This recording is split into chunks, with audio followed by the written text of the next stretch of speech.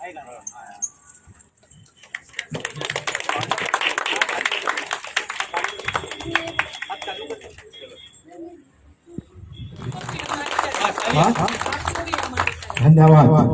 और मैं ज़्यादा टाइम नहीं लेता और किसी को मैं बोलने के पहले अपने भट्टाचार्य साहब को 2 वर्ड बोलने के लिए बोलता हूँ। सबसे बड़ी बात है कि हम लोगों को स्वाधीनता यानी स्वतंत्रता मिल चुका है।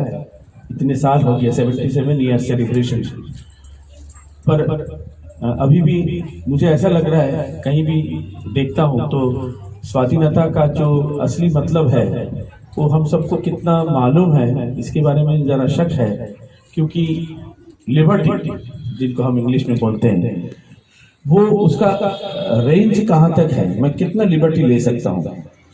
मैं अपने घर में जो बात कह सकता हूँ, जैसे हरकत कर सकता हूँ, वो बिल्डिंग के सबके सामने ऐसे टेरेस में कर सकता हूँ क्या? नहीं। फिर यहाँ जो भी हम बोल सकते हैं, मजाक कर सकते हैं, कुछ भी कर सकते हैं, वो क्या हम मोहल्ले के उधर जाके नाका में जाके कर सकते हैं? नहीं। फिर हम जब कोई और बड़े पैमाने में कोई देश को रिप्रेजेंट करते हैं या कोई कम्युनिटी को रिप्रेजेंट करते हैं, तो क्या हम इतनी सारी लिबर्टी ले सकते हैं क्या? हमारे बोल वचन या हमारे बॉडी लैंग्वेज में कभी नहीं।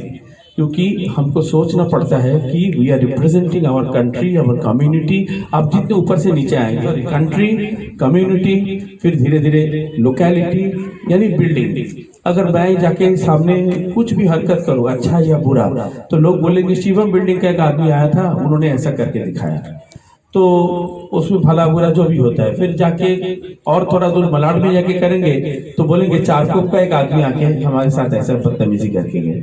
तो वो सोच के चलना पड़ता है। वैसे हम देश के बाहर जाते हैं तो मैं कुछ भी बोलूं, कुछ भी करूं, तो वो बोलेंगे भारत से कोई आया था, उसने ऐसा करके गया। तो हमें बहुत अपने आप के ऊपर, हमारे भाषा, हमारे व्यवहार और हमारे टोटल जो टेम्परामेंट के ऊपर संयम रखना पड़ता है कि हम अपने देश को, हमारे लोकेलिटी को, हमारे कम्युनिटी को, इवन हमारे फैमिली को रिप्रेजेंट कर रहे हैं सबके सामने। तो उसमें लोगों के सामने हमारी इमेज क्या बनती है और हमारे संबंध में लोग क्या सोच रहे हैं, वो बहुत इम्पोर्टेंट और बहुत मायने रखते हैं।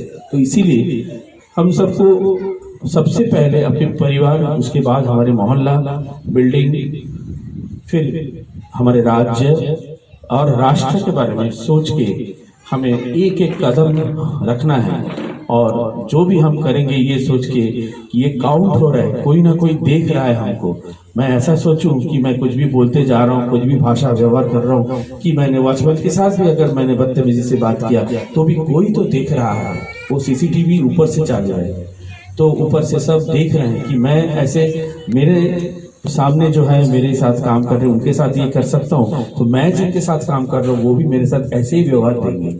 तो ये सोच के हमको अगर चलना पड़ता है। और देश की जो भावमूर्ति है, कहीं भी जो अस्थिरता है उसको सही करना, उसके लिए काम करना, उसके लिए कोई कदम उठाना, ये हमको सोच के कोई भी स्टेप लेना बहुत जरूरी है, उसके मुताबिक काम करना बहुत जरूरी है। सबसे बड़ी स्वाधीनता कि हम अपने चरित्र पे काबू रखें।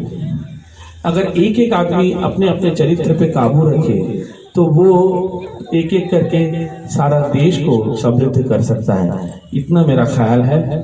और हम सब खुद के ऊपर पहले कोशिश करें कि मैं कितना अपने आप पे काबू रख सकता हूँ, मेरे भाषा, व्यवहार, बॉडी लैंग्वेज और मेरे चरित्र, इसमें अगर काबू रख सकता हूँ। इतने सारे प्रलोभन और इतने सारे डिस्टर्बेंस के बीच में अगर मैं अपना संयम रख सकता हूँ तो मुझे देख के शायद कोई और भी अपने आप का संयम रख सकता होगा।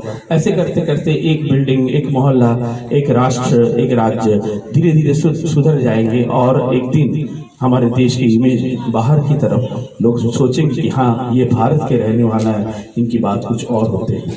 तो यही हमारा मकसद है कि हम सब अपने आप को पहले ठीक कर ले। किसी को दोषी ठहराने से बेटर है खुद को संभालना। अगर हम खुद को संभाल सकते हैं तो दोषी भी जो है वो भी खुद को संभाल लेगा देख देख के, क्योंकि वो अकेला क्या करेगा। बिल्डिंग के सारे लोग या मोहल्ले के सारे लोग, देश के सारे लोग अगर सही हो जाएंगे, जो भी 2-4% बुरे लोग होंगे वो भी अपने आप को सुधार लेंगे। तो ऐसे करते करते खुद से शुरू करें हम लोग और आगे की तरफ बढ़े। नमस्कार। धन्यवाद भट्टाचार्य साहब।